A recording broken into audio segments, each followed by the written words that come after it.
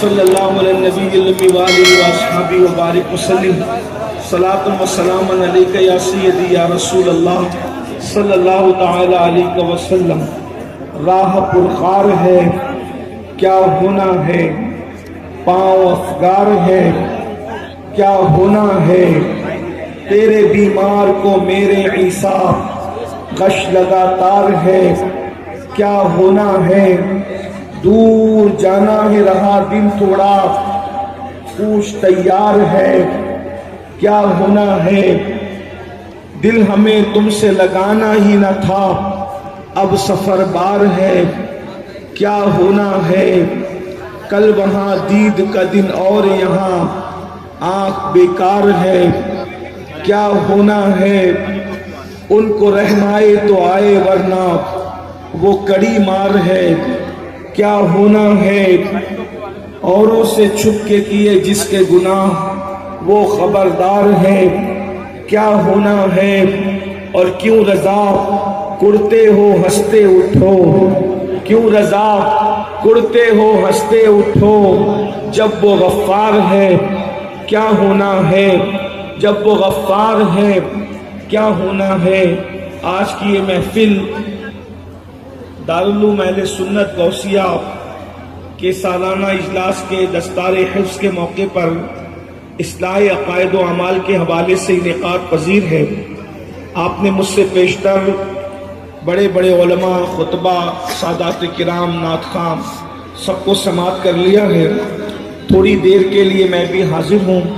اللہ تبارک و تعالیٰ کی بارگاہ میں دعا ہے کہ جس آیہ کریمہ کی تلاوت کرنے کا شرف حاصل کیا ہے، اللہ تبارک و تعالیٰ اس کے متعلق مجھے حق کہنے اور آپ سب کو حق سن کر اس پر عمل کرنے اور اسے عام کرنے کی توفیق عطا فرمائے۔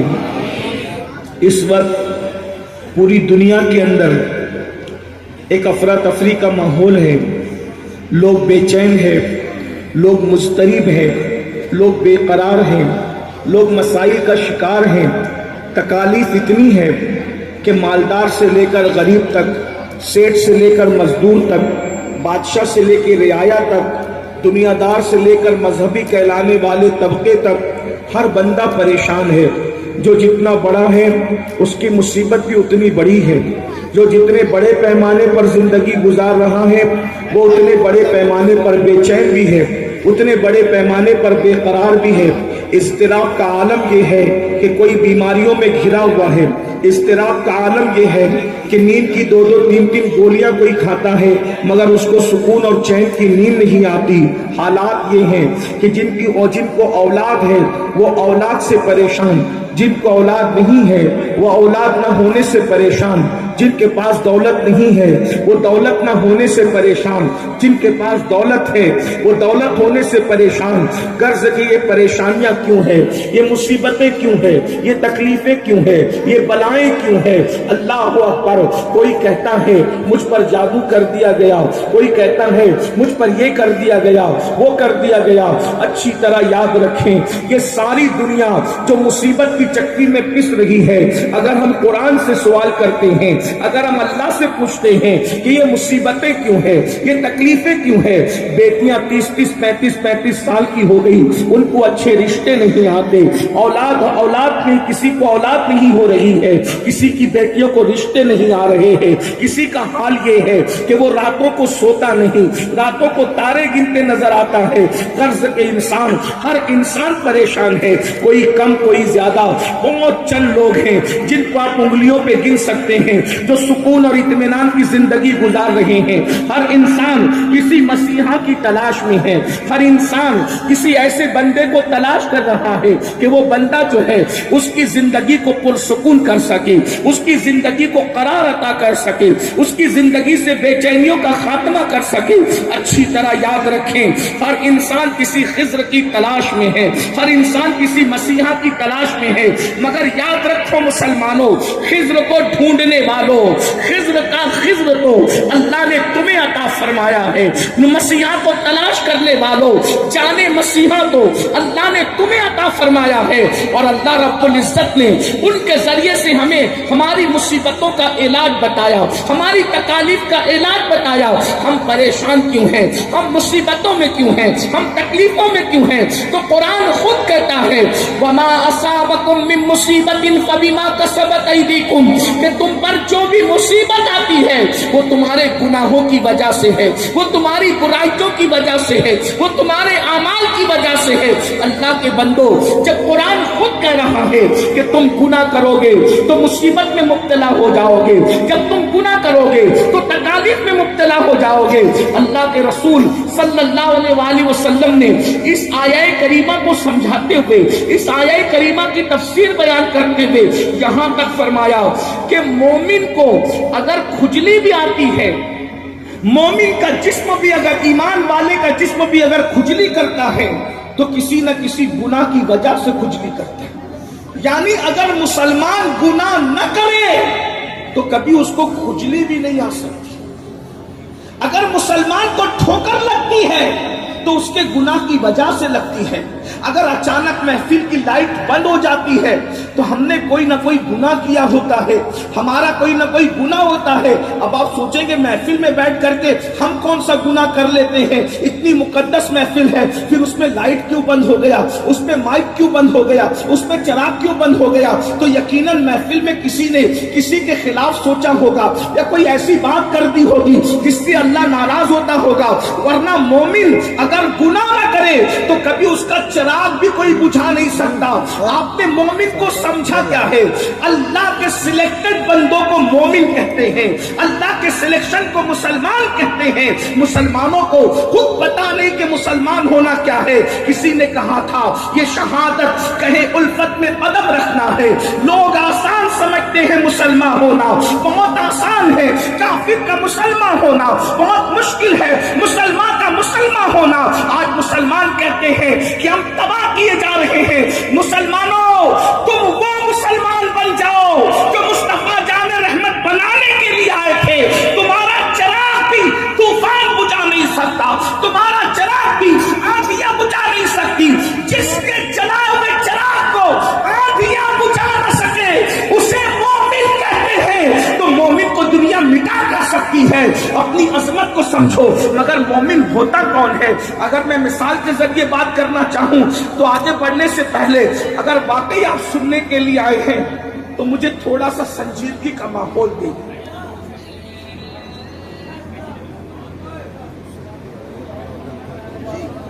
اگر آپ بھی بولیں میں بھی بولوں، مناظرہ ہوگا، تقریر نہیں ہوگی۔ آپ نے مناظرے کا اسٹیج لگایا،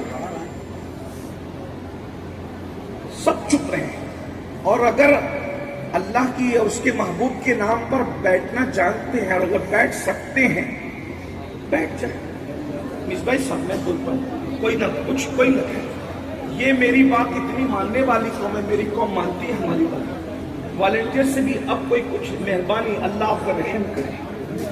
محفل کو اللہ رسول کے بھروسے چھوڑ۔ دیکھیے اگر تھوڑی دیر میں زیادہ لمبی گفتگو نہیں کروں گا، تقریریں ہو چکی، صرف میں تھوڑی دیر کے لیے اپنا درد دل رکھنے آیا ہوں۔ اگر آپ سب سننا چاہتے تو ایک بار بلند آواز سے درود شریف پڑھ لیں، بہت لمبی گفتگو نہیں کریں گے۔ بلند آواز سے درود شریف پڑھیں۔ رب صلی وسلم دائما ابدا علی حبیبک خیر الخلق کلہم، صلاۃ و سلام علیک یا سیدی یا رسول اللہ۔ دیکھیے آپ جب آپس میں بات کرتے ہیں یا کچھ کرتے ہیں نا تو میرے ذہن سے مضامین نکل جاتے ہیں، کیونکہ میں تقریر یاد کر کے نہیں آتا، میں نے کبھی زندگی میں تقریر یاد ہی نہیں کی۔ یہ حقانی روحانی روحانی تقریر کی کتاب تو کبھی میں نے ہاتھ میں بھی نہیں لی۔ یہ صرف ہے کہ اللہ کرم فرماتا اس کے محبوب کے صدقے تو ذہن میں جو باتیں آتی ہیں وہ بولتے جاتے ہیں۔ تو جب آپ کوئی گڑبڑ کرتے ہو تو ذہن سے مضامین نکل جاتے ہیں۔ اگر کتنے لوگ سننا چاہتے ہیں ذرا ہاتھ اٹھائیں۔ اب کوئی بولے گا تو نہیں؟ اگر بولیں گے تو اللہ کا ذکر کہیے گا، سبحان اللہ الحمدللہ کہیے گا۔ ایک بار سب بلند آواز سے پھر درود شریف پڑھیں۔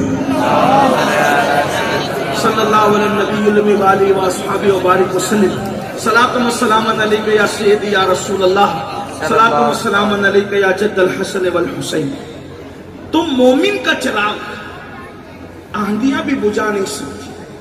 आप सोचते होंगे कि यार ये कौन से मौलवी लोगों को इन्होंने बुलाया कि क्या मोमिन का चिराग आंधियां बुझा नहीं सकती। मैंने कहा ये तारीख है आपकी और हिंदुस्तान ही की तारीख है। आपने सुना होगा एक बहुत बड़ा नाम है सिलसिले चिश्तिया में, जिसे दुनिया मखदूमुल आलमीन बादशाह दो जहां हजरत सैयदी मखदूम अली अहमद साबिर कलियर के नाम से जानती है। साबिर पाक को कौन नहीं जानता। बाबा फरीद ने 2 हीरे तैयार किए, नगीने तैयार किए, एक महबूब इलाही और एक साबिर कलियरी, और एक से सिलसिला चिश्तिया निजामिया चला, एक से सिलसिला चिश्तिया साबरिया चला। और जब साबिर पाक ने अपनी पूरी जिंदगी में किसी को मुरीद नहीं किया, साबिर पाक ने अपनी पूरी जिंदगी में सिर्फ एक आदमी को मुरीद किया और उस हस्ती का नाम है,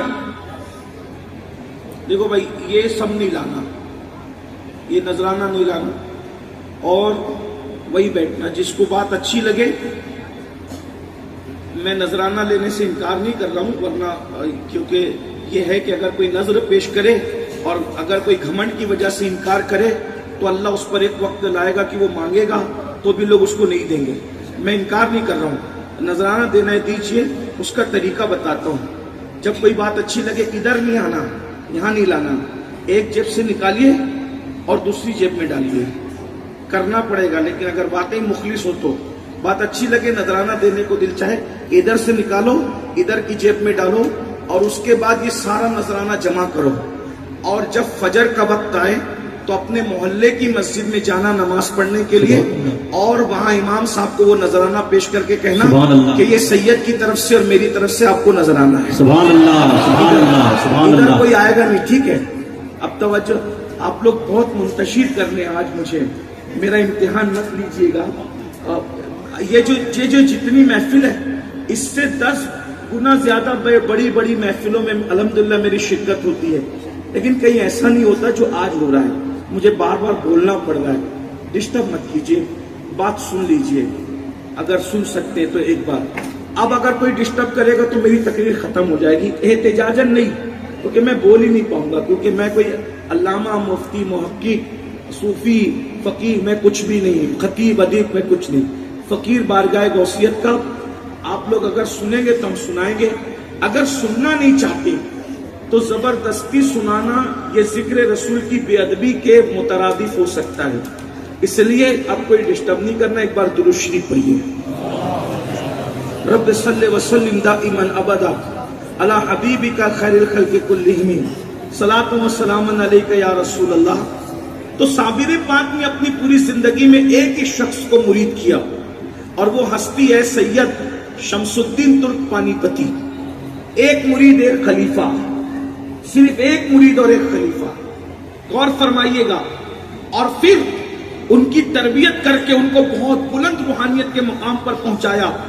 जैसा मोमिन बनाने के लिए अल्लाह के रसूल तशरीफ लाए थे, वैसे ईमान की चाशनी उनके दिल में भर दी और फरमाया शमसुद्दीन तुम जाओ और मेरे पास न रुको, फिर तुम आना, मेरे विसाल के वक्त मेरे जनाजे में शिरकत के लिए आना।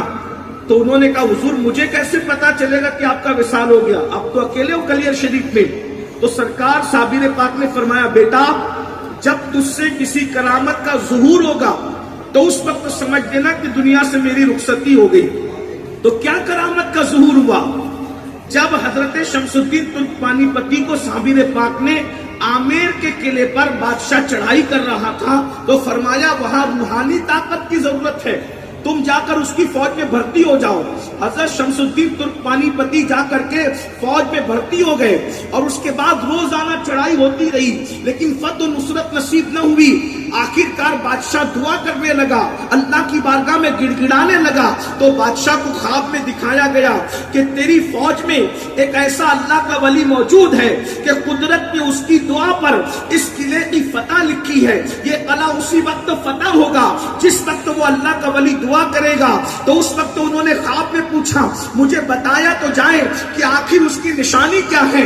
तो कहा तूफान आएगा لیکن ہوا کے دوش پر اس کا جلایا ہوا چراغ روشن رہے گا، آندھی بھی اس کا چراغ بجھا نہ سکے گی۔ بادشاہ کو انتظار ہونے لگا آخر وہ وقت کب آئے گا کہ جب آندھی اور طوفان، اللہ اکبر، اور پھر ایک دن آیا، ایسی آندھی آئی کہ خیمے لوگوں کے اڑ گئے، بادشاہ کا خیمہ اڑ گیا، فوج کا خیمہ اڑ گیا۔ اس وقت بادشاہ ایسی طوفان اور آندھی میں باہر نکلا یہ دیکھنے کے لیے کہ کون ہے ہوا کی دوش پر جس کا چراغ جل رہا ہے۔ اسی ہندوستان کی تاریخ ہے، عامر کے قلعے کی فتح و نصرت کی تاریخ ہے کہ بادشاہ نے دیکھا آندھیوں میں جب جانور اللہ اکبر اپنی جگہ چھوڑتے نظر آ رہے تھے، خیمے اڑتے نظر آ رہے تھے، کسی کی تلاوت قرآن کی آواز آ رہی تھی۔ بادشاہ تلاوت کی آواز سن کر جب اس طرف چلا کہ آخر آندھی سے، طوفان سے بے نیاز ہو کر کون قرآن پڑھ رہا ہے، تو جا کر بادشاہ نے کیا دیکھا، آندھی کے دوش پر چراغ جل رہا ہے اور اس چراغ کی روشنی میں حضرت سید شمس الدین ترکمانی پتی تلاوت قرآن کر رہے ہیں۔ تو پتا چلا کہ آندھیاں بھی اللہ اکبر مومن کے جلال میں چراغ کو بجھا نہیں سکتی۔ مسلمانوں تم کس خوف میں ہو، تم اللہ اکبر کس ڈر میں ہو، کس افسردگی میں ہو، کس مصیبت میں ہو، ارے اگر شمس الدین ترکمانی کی طرح آپ مومن بن جائیں تو تمہارے چراغ کو بھی طوفان بجھا نہیں سکتے۔ یہ طوفان آئیں گے چلے جائیں گے لیکن ویسا مومن بنے کون؟ یہاں تو مومن ہیں صرف نعرے والے، یہاں تو مومن ہیں صرف داڑھی اور ٹوپی والے، یہاں تو مومن ہیں صرف گوشت اور مچھی کھانے والے۔ اللہ اکبر، انڈا، گوشت، مچھلی، بس اسی کا نام ایمان والے ہیں۔ میرے عزیز، جمعہ کی 2 رکعت پڑھ کر مومن بننے والے ہیں؟ نہیں، مومن ایسا نہیں ہوتا، صرف داڑھی والا مومن نہیں ہوتا، ورنہ داڑیاں تو پنجابی بھی رکھتے ہیں۔ صرف ٹوپی والا مومن نہیں ہوتا، ٹوپیاں تو یہودی بھی پہنتے ہیں۔ میرے عزیز، ہفتے میں ایک دن عبادت گاہوں میں جانے والا صرف مومن نہیں ہوتا، بلکہ یہودی اور نصرانی بھی ہفتے میں ایک دن اپنی عبادت گاہوں میں جاتے ہیں۔ تو پھر مومن کون ہوتا ہے؟ میرے نزدیک اور میرے بزرگوں کے نزدیک، ہم جن کے نقش قدم پر چلتے ہیں، ان آقاؤں کے نزدیک مومن کی بس ایک ہی تعریف ہے۔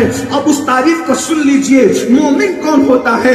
جو اللہ اور اس کے رسول کا سچا وفادار بن جاتا ہے، اسی کو مومن کہتے ہیں۔ مومن کی اس سے بڑی تعریف میں کر نہیں سکتا، مختصر میں اختصار سے یہی ہے، جو اللہ رسول کا وفادار بن جائے اسی کو مومن کہتے ہیں۔ اب اتنے بڑے مجمع میں آپ بھی اپنے آپ سے پوچھئے اور میں بھی اپنے آپ سے پوچھتا ہوں، کیا ہم مومن ہیں؟ ہاں یا نہیں؟ کچھ مت بولو۔ اگر نہیں بولو گے تو بھی ایمان کا خطرہ ہے، اور اگر یقین سے ہاں بولو گے تو سوچو تو صحیح کہ اپنا کردار کیا ہے۔ الحمدللہ مومن ہیں، لیکن میں پوچھنا چاہتا ہوں کیا اللہ رسول کے وفادار ہو؟ چیک کرو قرآن کی روشنی میں، حدیث کی روشنی میں۔ آج پوری دنیا تمہیں اس لیے پیٹ رہی ہے، آج پوری دنیا ہمیں اس لیے لوٹ رہی ہے، آج پوری دنیا اس لیے ہمیں ذلیل کر رہی ہے کہ شاید ہم اللہ اس کے رسول کے ویسے وفادار نہیں جیسے وفادار ہونا چاہیے۔ میرے قوم کے یہ جوان ہزاروں کی تعداد میں یہاں موجود ہیں۔ اب میں ایک سوال آپ سے کرتا ہوں، بولو کہ ہم اللہ رسول کے وفادار ہیں؟ اب تھوڑی میری طرف توجہ رکھنا، میں نے پہلے ہی کہا خطابت نہیں، صرف دل کا درد ہے۔ اب آپ سب کو میں بتاتا ہوں کہ ہم اللہ رسول کے وفادار ہیں۔ جو سچا اللہ رسول کا وفادار ہوگا وہ مومن ہوگا۔ آپ تو مجھے کہہ سکتے ہیں سید ہم کتنے وفادار ہیں نبی کے نام پہ کٹ سکتے ہیں، نبی کے نام پہ مر سکتے ہیں، نبی کے نام پہ لٹ سکتے ہیں، نبی کے نام پہ چندہ دیتے ہیں۔ میں نے کہا میرے عزیز، اپنی طرف سے، اپنے حوالے سے، اپنی شان میں قصیدے کچھ بھی کہہ لو، حقیقت حقیقت ہے، سچائی سچائی ہے۔ اگر آج آپ نے احساس کر لیا اور اپنی زندگی کو بدل لیا، میں سمجھوں گا میرا آنا کامیاب ہو گیا۔ اللہ کے وفادار ہو، رسول اللہ کے وفادار ہو۔ اب میں ایک سوال آپ سب سے کرتا ہوں، قیامت کے دن خدا کی بارگاہ میں کھڑے ہونے کا تصور رکھ کر کے اس سوال کا جواب اپنے ضمیر کی عدالت میں کھڑے ہو ہو کر خود دینے کی کوشش کرنا. ابھی ہمارے عزیز اچھے ہمارے ہندوستان کے بہترین نعت خواں ماشاءاللہ ہمارے بھائی سلطان رضا میرے مرشد غوث پاک کی منقبت پڑھ رہے تھے. سما بن گیا. لیکن ایک بات عرض کروں میرے عزیز، میں ملانے کے لیے نہیں کہہ رہا ہوں، لیکن اللہ کرے تمہارے دلوں پہ چوٹ لگے. میرے بھائی لائے اور ترنم میں کوئی چیز پڑھنے پر تو بھینس پر بھی بج جاتا ہے، سانپ پر بھی بج جاتا ہے. اگر ہم پر کوئی کیفیت طاری ہو گئی تو یہ نہ سمجھنا کہ تم ابو علی شاہ قلندر بن گئے، تم ویسے قرنی بن گئے، ورنہ بیل بجا کر تو سپیرا سانپ کو بھی نچا لیتا ہے. یہ سانپ کو جس کے کوئی کان نہیں ہوتے، سانپ کے کان نہیں ہوتے، لیکن بیل پر سانپ بھی ناچتا ہے. آپ کیا سمجھتے ہو؟ نعت شریف کی محفل میں، منقبت کی محفل میں سن کر کے اگر ہم یہ سمجھتے ہیں ہم نے پیسے لٹا دیے، لٹانا چاہیے، نظر دینا چاہیے، میں منع نہیں کر رہا ہوں، جھومنا چاہیے، یہ بھی اچھی بات ہے، لیکن یہ سب کرنے کے بعد پھر اپنے آپ کو ابو علی شاہ قلندر کے برابر سمجھنا یا ویسے قرنی کا برابر عاشق رسول اپنے آپ کو سمجھنا، یہ اپنے آپ کو دھوکہ دینے کے مترادف ہے. اللہ رب العزت کے بندو اس محفل میں اپنا حساب کر لو، ورنہ قیامت کے دن پچھتاؤ گے. مجھے بتاؤ اللہ رسول کے وفادار ہو؟ ایک سوال، اپنی ضمیر کی عدالت میں خود کھڑے رہو اور خود سے سوال کرو. اگر تمہارا کوئی سیٹھ تمہیں 10,000 20,000 25,000 کی نوکری دیتا ہے، 50,000 کی نوکری دیتا ہے، 50 سے لے کے 5,000 تک کی بات کرتا ہوں، نوکری دیتا ہے، وہ بولتا ہے کل سے تجھے رات کے 3 بجے ڈیوٹی پر آنا ہے. پھر کہہ رہا ہوں تقریر نہیں ہے، یہ صرف دل کا درد ہے. تجھے رات کے 3 بجے آنا ہے ڈیوٹی پر، تم اس کو نہ بولتے ہو. میں رات کے 3 بجے ڈیوٹی پہ نہیں آ سکتا صاحب، 5 بجے میں نہیں آ سکتا، 4 بجے میں نہیں آ سکتا. نہ کبھی بولا نہیں. بیمار ہو، بچہ بیمار ہے، بیوی بیمار ہے، 50,000 کی نوکری کے لیے، 25,000 کی نوکری کے لیے، 20,000 کی نوکری کے لیے، حتیٰ کہ 5,000 کی نوکری کے لیے 3 بجے بھی اس سیٹ کے، اس مینیجر کے، اس مالک کے کہنے پہ اٹھ کے جاتے ہو. اللہ تم سے کہتا ہے میرے بندے تجھے فجر میں اٹھ کے آنا ہے. بولو جس نے 50,000 کی نوکری دی اس کے کہنے پہ رات کے 3 بجے آنکھ کھل جاتی ہے، الارم لگا کر سوتے ہو، بیوی کو کہہ کے سوتے ہو مجھے اٹھا دینا، فکر طاری کر کے سوتے ہو نہیں جاؤں گا تو تنخواہ کٹ جائے گی. آپ سے پوچھتا ہوں میرے عزیز، جس نے 50,000 کی نوکری دی اس کے کہنے پہ تو 3 بجے اٹھ کے گیا. جس اللہ نے ماں کے پیٹ میں تجھے پیدا کیا، ماں کے پیٹ میں تیری تصویر بنائی، تھوڑا ذرا سوچنا. ہم اللہ کے وفادار ہیں، تجزیہ کر پیش کر رہا ہوں، تھوڑا سوچنا کہیں مومن کے نام پہ منافق تو نہیں ہو گئے، کہیں صدق کے نام پہ دجل اور دجالیت تو ہم نہیں کر رہے ہیں، ہم شیطان کا ننگا ناچ تو نہیں بن گئے ہیں. میرے آقا علیہ السلام کے دیوانوں، بولو اللہ کے وفاداری اسی کو کہتے ہیں. 10,000 کی نوکری کے لیے رات کے 3 بجے آنکھ کھل جاتی ہے، اور اللہ اس نے تمہیں صرف نوکری نہیں دی. میرا تو ایمان ہے اگر نوکری ملی ہے، کسی سیٹ کے دل میں اللہ نے یہ بات ڈالی ہے کہ امین القادری کو نوکری ملنی چاہیے تو اس کو نوکری ملی. اگر اللہ اس سیٹ کے دل میں بات نہ ڈالتا تو کتنی بھی بڑی ڈگری ہوتی، ڈگری لے کے پھرتا رہتا، کوئی نوکری دیتا. بولو بھائی اللہ کی مرضی کے بغیر جب پتہ نہیں ہلتا تو اللہ کی مرضی کے بغیر نوکری ملے گی؟ جاؤ ڈھونڈ لو. اپنی ڈگریوں پہ ناز کرنے والوں، اپنی صلاحیتوں پہ گھمنڈ کرنے والوں، بہت سے ایسے لوگ ہیں جو اپنے سے بڑی بڑی ڈگریاں لے کر کے گھوم رہے ہیں، ان کو کوئی نوکری دینے کے لیے تیار نہیں، کیونکہ قدرت نے اس کو توفیق نہیں دی کہ کوئی اس کو نوکری دے. آپ کیا سمجھ رہے ہو؟ وہ نوکری بھی دلانے والا اللہ ہے، حکم اللہ کا ہے، ذریعہ کوئی سیٹ بنا ہے. لیکن ہائے مسلمان، تیری بے وفائی کی داستان کون لکھے، کتنا لکھے، کہاں تک لکھے؟ ایمان کے نام پر نفاق کے مشن پہ چلنے والی قوم اللہ ماشاءاللہ 3 بجے رات کو 5,000 اور 10,000 دینے والے کے لیے آنکھ کھل جاتی ہے. اور وہ اللہ جس نے صرف نوکری نہیں دی، اب ذرا اس کے احسان کی ایک فہرست تو بنا لیجئے تصور میں. ماں کے شکم میں یہ خوبصورت شکل کس نے بنائی؟ یہ جو روزانہ آئینہ دیکھ دیکھ کے اتراتے ہو، ہمارے باپ نے بنائی، ہماری ماں نے بنائی، ہمارے دادی دادا نے بنائی. ذرا غور کیجئے، اگر اللہ بغیر کان کا بنا دیتا، ماں کے پیٹ میں پوچھنے جاتے اللہ سے ہے نا دنیا میں بن کان کے لوگ، ہیں دنیا میں بن آنکھ کے لوگ، ہیں دنیا میں بغیر زبان کے لوگ، میرے اللہ تیری عظمتوں پہ قربان، تیری رحمتوں کے قربان، تو نے کتنا خوبصورت بنایا کہ لوگ ہمیں دیکھ کر حیرت کرتے ہیں، اللہ اکبر، آپ کو دیکھ کے حیرت کرتے ہیں، کتنا خوب، کس نے بنایا؟ کوئی پیسہ لیا، کچھ اس کا صلہ مانگا؟ کچھ نہیں، ماں کے شکار۔ ایک بات بتاؤں بہت معافی کے ساتھ، ہنسانے کے لیے یا گالی دینے کے لیے نہیں کہتا، اگر ابا کی شکل پہ جانے کی بجائے، امی کی شکل پہ جانے کی بجائے، دادا دادی اور خاندان کی شکل پہ جانے کی بجائے اگر اللہ یہی کر دیتا کہ پڑوسی کا ہم شکل بنا دیتا تو بولو دنیا کیا کہتی؟ دنیا کی پوری زندگی شک کی نظر سے نہ دیکھتی،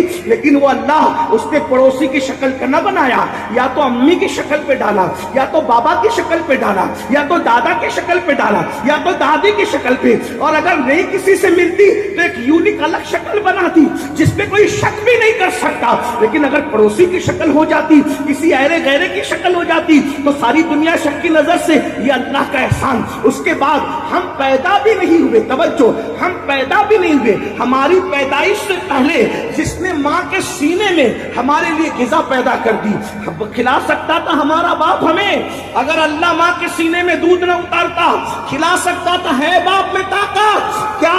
اللہ اکبر، وہ اللہ ہے جس نے ہمیں پیدا کرنے سے پہلے ہمارے لیے ماں کے سینے میں ہماری غذا پیدا کی۔ ارے غذا پیدا کر دیا تھا، اگر ماں کے سینے میں نفرت پیدا کر دیتا دودھ پلاتی ماں؟ نہیں۔ ایسی ظالم مائیں بھی تو دنیا میں ہیں جو بچے کو پیدا کر کے ہاسپٹل میں چھوڑ کے بھاگ جاتی ہے، قبرستانوں میں پھینک دیتی ہے، اور اسی طریقے سے مرکٹوں پر پھینک کر کے بھاگ جاتی ہے، جنگلوں میں پھینک کے بھاگ جاتی ہے۔ ہماری ماں کے سینے میں ممتا کس نے پیدا کی؟ اسے اللہ کہتے ہیں، وہ اللہ ہے۔ پھر اس کے بعد 2 سال تک کے دودھ پینے کی مدت پوری نہیں ہوئی تھی کہ ہمیں روٹی کھانے کی صلاحیت دی، روٹی چبانے کی صلاحیت دی، چاول چبانے کی صلاحیت دی، صرف چبانے کی کھانے کی نہیں، پیٹ کو اس کو برداشت کرنے کی قوت بھی دی۔ اس کے بعد چلنے کا شعور عطا کیا، بولنے کا شعور عطا کیا، بڑے ہوئے تو اچھے استاد عطا کیے، بھائی بہنوں کے دل میں محبتیں پیدا کی۔ ذرا غور کریں، اللہ اکبر، میں کس احسان کا بدلہ اللہ رب العزت کے حوالے سے آپ کو بتاؤں۔ قرآن کہتا ہے، اللہ اکبر، فَبِأَيِّ آلاءِ رَبِّكُمَا تُكَذِّبَانِ، اللہ کی کون سی نعمت کو جھٹلاؤ گے؟ اللہ رسول کے وفادار بن جاؤ، ورنہ تمہاری داستان تک بھی نہ ہوگی داستانوں میں۔ 5 ہزار 10 ہزار کی نوکری کے نام پہ رات کے 3 بجے اٹھنے والوں، اور جس نے سب کچھ عطا کیا ہے وہ بلا رہا ہے، الصلاۃ خیر من النوم، میرے بندو نیند سے نماز بہتر ہے۔ کوئی ہے اٹھ کے آنے والا؟ کوئی ہے اٹھ کے آنے والا؟ اللہ اکبر، مال کمانے کے لیے سعودی تک جاتے ہیں، دبئی تک جاتے ہیں، امریکہ افریقہ تک جاتے ہیں، مجھے اعتراض نہیں ہے، جانا بھی چاہیے، میں منع نہیں کر رہا ہوں، مگر اتنا ضرور کہہ کر کے آگے بڑھوں گا، جو مال قبر میں کام نہیں آئے گا اس کو حاصل کرنے کے لیے دبئی، سعودی، امریکہ، افریقہ تک گئے، اور جو اعمال قبر میں ساتھ آئیں گے اس کو حاصل کرنے کے لیے بستر سے اٹھ کر محلے کی مسجد تک نہ گئے۔ ہم اللہ کے وفادار ہیں، ہم رسول اللہ کے وفادار۔ آپ بتاؤ کون سے مومن ہو، کس کیٹیگری کے مومن ہو؟ صحابہ کرام تو یہ کہتے ہیں، صحابہ کہتے ہیں، میں نہیں کہہ رہا ہوں، میری اوقات کیا، صحابہ کہتے ہیں رسول اللہ کے دور میں ہم اسی کو مسلمان سمجھتے تھے جو نماز پڑھتا تھا، جو نماز نہیں پڑھتا تھا ہم اس کو مسلمان نہیں سمجھتے تھے۔ صحابہ کے سامنے تو ہم اپنا اسلام ثابت نہیں کر سکتے۔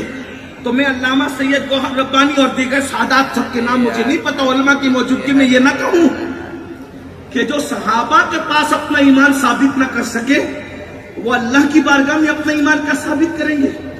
میں بے نمازی کو کافر نہیں مانتا، ہم تعبیر کرتے ہیں حدیث میں کیونکہ حنفی ہے، لیکن آپ سے پوچھتا ہوں، صحابہ کے سامنے اپنا ایمان ثابت نہیں کر سکتے، اللہ کی عدالت میں اپنا ایمان کیا ثابت کرو گے؟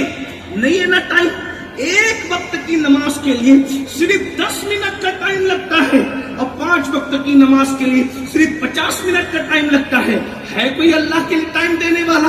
دوستوں کو 3 گھنٹے، فلموں کو 3 گھنٹے، فیس بک، یوٹیوب اور پتہ نہیں کیا کیا بنائے ہیں، اس کے لیے کتنا وقت دیتے ہو؟ اللہ کے لیے وقت نہیں۔ جس قوم کے پاس اللہ کے لیے وقت نہیں، وہ قوم کو مومن کہلانے کا حق کیا ہے؟ ارے اللہ والے تو وہ تھے کہ پہلی رات کی دلہن چھوڑ کر سر کٹانے کے لیے حضرت حنظلہ میدان میں چلے گئے، اور یہاں سر جھکانے کے لیے کون آنے کے لیے تیار ہے؟ جلسے میں نعرہ ہے لبیک یا رسول اللہ۔ مجھے کوئی انکار تھوڑی ہے، ہم کوئی نعرے سے اختلاف نہیں کرتے، سنیوں کے سارے نعرے سلاخوں پر، لیکن کبھی سوچا یہ لبیک یا رسول اللہ کا مطلب کیا ہے؟ کبھی سوچا؟ مٹھو کی طرح بولو، جو بول رہا ہے سب بولو۔ لبیک یا رسول اللہ کا مطلب کیا ہے؟ یا رسول اللہ میں حاضر ہوں، یا رسول اللہ میں حاضر ہوں۔ کہاں؟ صرف جلسے میں، اس کے علاوہ کہیں نہیں۔ رسول اللہ فرما رہے مسجد میں آ، جلسے میں کہتا ہے لبیک یا رسول اللہ، مسجد سے غائب۔ رسول اللہ فرما رہے جھوٹ مت بول، سچ کے لیے آ، سچ کی جگہ سے غائب۔ رسول اللہ فرما رہے داڑھی رکھ، وہاں سے غائب۔ رسول اللہ فرما رہے حلال کھا، وہاں سے غائب۔ ہر جگہ سے غائب ہو کے کہتے ہو لبیک یا رسول اللہ۔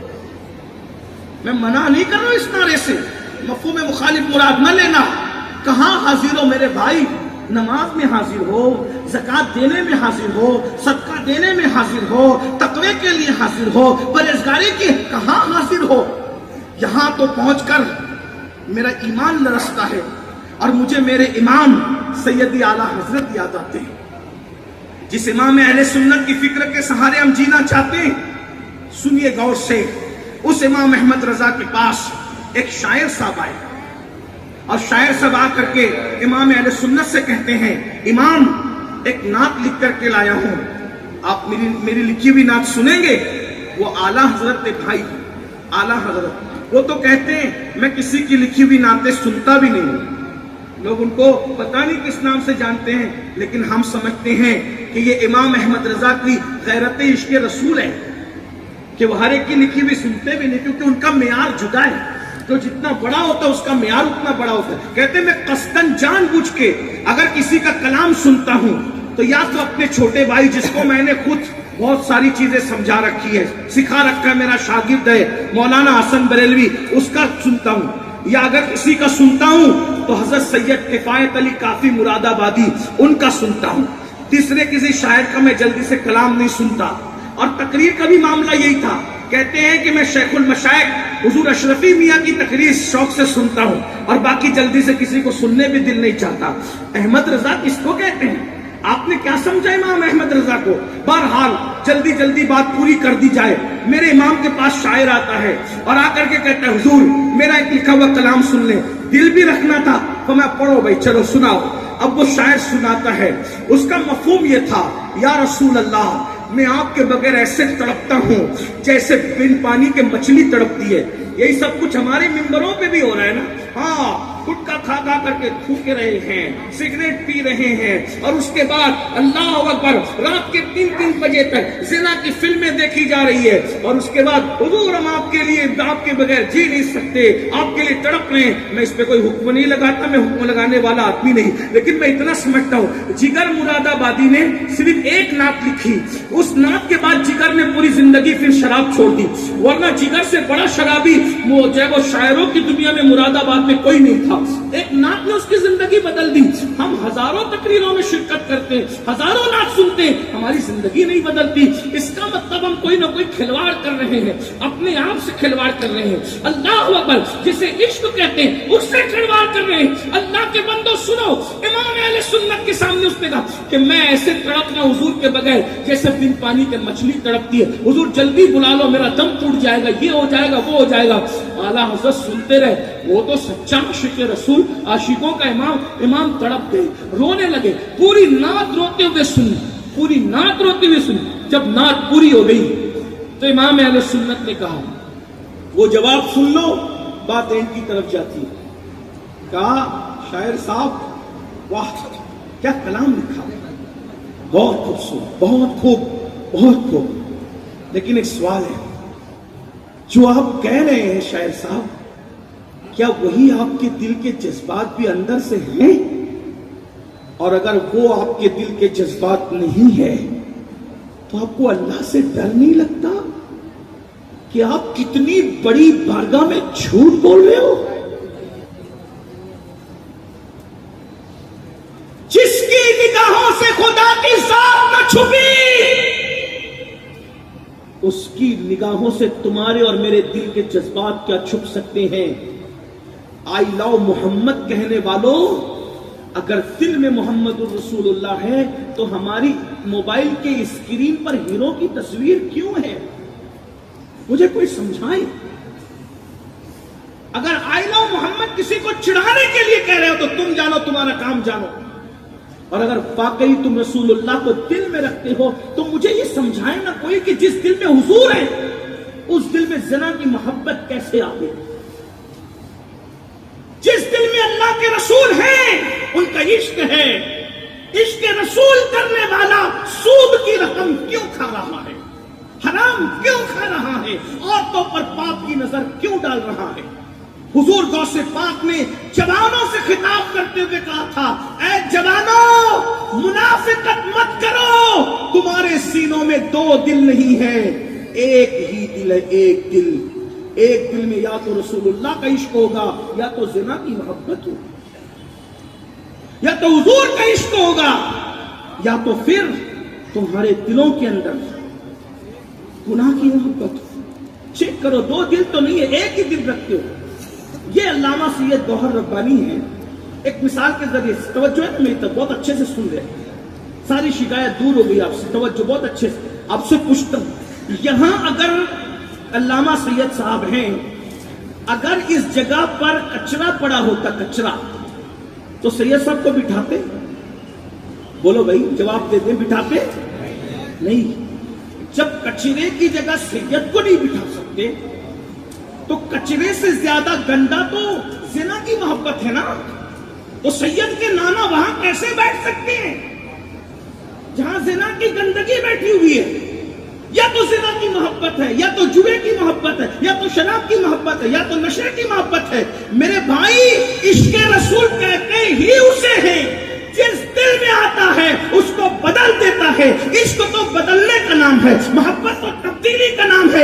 ارے اللہ اپنے محبوب سے محبت کرتا ہے، حبیب کی محبت میں اس نے قبلے کو تبدیل کر دیا، وہ خدا ہو کر محبوب کی محبت میں قبلہ بدل دیتا ہے، اور ہم امتی ہو کر اپنے نبی کی محبت میں اپنی گنے والی زندگی کو نہیں، زندگی کو تبدیل نہیں کر سکتے، زندگی بدل نہیں سکتے۔ بتاؤ، آج لوگ ہمیں تانا دیتے ہیں، سب سے زیادہ طلاق اگر ہو رہی ہے تو مسلمانوں میں ہو رہی ہے، سب سے زیادہ اگر برائیاں ہیں، رات رات بھر اگر کوئی قوم جا کر کے پاپ کر رہی ہے تو قوم مسلم ہے۔ ذرا غور تو کیجئے، سب سے زیادہ گندگی، کچرا، گھان کسی کے محلے میں پڑا ہے، مسلمانوں کے محلے میں۔ سب سے زیادہ جاہل، ان پڑھ، بد تہذیب اگر کوئی قوم ہے، لوگ کہہ رہے ہیں وہ مسلمان ہے۔ مسلمانوں، تمہاری تہذیب کو دیکھ کر لوگوں نے تہذیب سیکھا تھا۔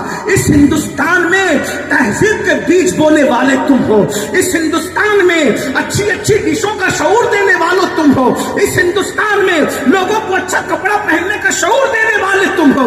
میرے عزیز، تم نے گلاب یہاں لائے، گلاب لانے والے تم ہو، پھول لانے والے تم ہو، اچھے مکانوں کا تعمیر کا شعور دینے والے تم ہو۔ ارے تاج محل کے تعمیر کرنے والے معمار تم ہو، لال قلعہ کے معمار تم ہو۔ ہندوستان کو سجانے سے لے کر ہندوستان بچانے تک فضل خیرآبادی کی شکل میں انگریزوں کا کے خلاف سب سے پہلے جہاد کا فتویٰ دینے والے تم ہو، انقلاب کا نعرہ لگانے والے تم ہو، حتیٰ کہ آخری میں ملک ہندوستان کو اتنی طاقت دینے والے بھی عبدالکلام کی شکل میں تم ہو،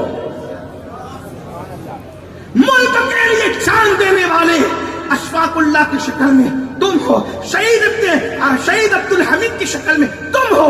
یہ تمہاری تاریخ ہے۔ کسی نے کہا تھا، بلکہ کسی نے اقبال نے کہا تھا، دی اذانیں کبھی یورپ کے کلیساؤں میں اور افریقہ کے تپتے ہوئے صحراؤں میں، دشت تو دشت ہے، دریا بھی نہ چھوڑے ہم نے، بحر ظلمات میں دوڑا دیے گھوڑے ہم نے۔ تم ہی تھے نا جو افریقہ کے صحراؤں میں اذان دی تھی، تمہیں تھے نا جو یورپ کے کلیساؤں میں اذان دیتے تھے، تم یورپ کے کلیساؤں میں اذان دینے والے ہو نا. آج تمہاری پوزیشن یہ ہو گئی میرے بھائی کہ تمہارے گھر بچہ پیدا ہوتا ہے رات کے 3 بجے تو فجر تک اس بچے کے کان میں اذان نہیں ہو سکتی. کیوں؟ کیونکہ تم کوئی مؤذن یا مولوی ڈھونڈ رہے ہوتے ہو کہ مولوی ملے گا تو میرے گھر کے بچے کے کان میں اذان ہوگی، ورنہ تم تو اذان دینے کی پوزیشن میں بھی نہیں. جو قوم اپنے خود کے پیدا کردہ بچے کے کان میں اذان نہ دے سکے وہ یورپ کے کلیساؤں میں اب اذان دے پائے گی؟ افریقہ کے صحراؤں میں اذان کتنا گر چکا ہے ہمارا معیار. بچہ پیدا ہو تو اس کے کان میں اذان نہیں دے سکتے، باپ مرے تو اس کا جنازہ نہیں پڑھا سکتے. ورنہ ایک وہ مسلمان تھا کہ جدھر دیکھو مسلمان علم والے تہذیب والے کر. ایک شخص بغداد گیا تو بغداد میں اس نے دیکھا کہ کوئی مسلمان علم کے معاملے میں کم ہے ہی نہیں. سب بڑے یہ محقق یہ کسی کے ہاتھ میں تجارت ہے، کسی کے ہاتھ میں کتاب ہے، تیسری کوئی چیز مسلمان جانتا ہی نہیں. اور آج بہت معافی کے ساتھ مذہبی طبقہ بھی منبر پر بھی ہمارے ہاتھوں سے موبائل چھوٹنے تیار نہیں، مسجد میں بھی ہمارے ہاتھ سے موبائل چھوٹنے تیار نہیں. جس قوم کے ہاتھ میں کتابیں تھی وہ کھلونا لے کر کے بیٹھ گئے. موبائل استعمال کرو ضرورت کے مطابق. ارے موبائل ہی سے سیکھ لیا ہوتا، بہت سیکھا موبائل سے، یہ سیکھ لیا ہوتا. موبائل کتنا اپنے مقصد کو سامنے رکھ کر چل رہا ہے. دیکھو موبائل کا پہلا کام ہے کسی سے آپ کی بات کرانا. توجہ، اسی لیے موبائل بنا. موبائل کا اصلی مقصد کیا ہے؟ فون پہ بات کرانا، یہی ہے. باقی بعد میں ترقی ہوئی تو سب ایڈ ہوتا چلا گیا. یوٹیوب آ گیا، فیس بک آ گیا، واٹس ایپ آ گیا اور ٹیلی گرام، پتہ نہیں کتنا سب کچھ آ گیا اور بھی کچھ آئے گا. لیکن پہلا مقصد اس کا کیا ہے؟ اور موبائل ہم خریدتے بھی کیوں ہیں؟ مقصد بات کرانا. لیکن یہ موبائل کتنے اپنے مقصد پہ نظر رکھے ہوئے، اس کو دیکھو کتنا ہوشیار ہے یہ موبائل، جو آج سب کی جیبوں کی زینت بنائے. علماء سے لے کے پیروں تک، پیروں سے لے کے مشائخ تک، مشائخ سے لے کر آج کے جدید دور کے ولیوں تک سب کی جیب پہ موبائل ہے. ہونا بھی چاہیے، ضرورت ہے، کوئی اس کی برائی نہیں کرتا. ہم دقیانوسی خیال کے لوگ نہیں ہیں. ہمارا تصوف قادری تصوف ہے. ہم روکھے سوکھے تصوف کو نہیں مانتے. ہم تو قادری لوگ ہیں. روزانہ نیا کپڑا پہنو اور مرغی کھاؤ اور صوفی بنو. ہمارے گوشت نے کیا. ہاں، یہ روکھی سوکھی باتیں ہم کر رہے ہیں. ہم تو کہتے ہیں انجوائے کرو، جتنا انجوائے کرنے کی اجازت اسلام دیتا ہے کوئی مذہب نہیں دیتا. لوگوں کو دھارمک بننا ہے تو شادی نہیں کرو تو دھارمک بنو، پھر اس کے بعد جیلوں میں پڑے رہو بڑھاپے میں. ایسی ریاکاری اسلام نہیں سکھاتا. اسلام کہتا ہے دھارمک بننا ہے ایک کرو، ایک سے جی نہیں بنتا 2 کرو. یعنی چوری چوری چپکے چپکے بدکاری کرنے سے اچھا ہے کہ اعلانیہ طور پہ نکاح کرو. تمہارے نبی نے 11 نکاح کیے ہیں.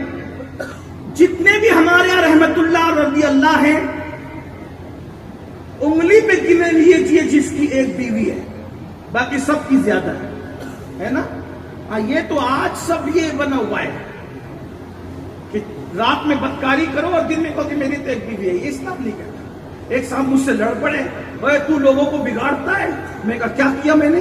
بولے تو لوگوں کو کہتا ہے دوسری بیوی کرو، تیسری بیوی کرو. میں نے کہا تجھے کہا میں نے؟ تجھے تو نہیں کہا. میں نے لوگوں کو یہ کہا کہ زنا مت کرو.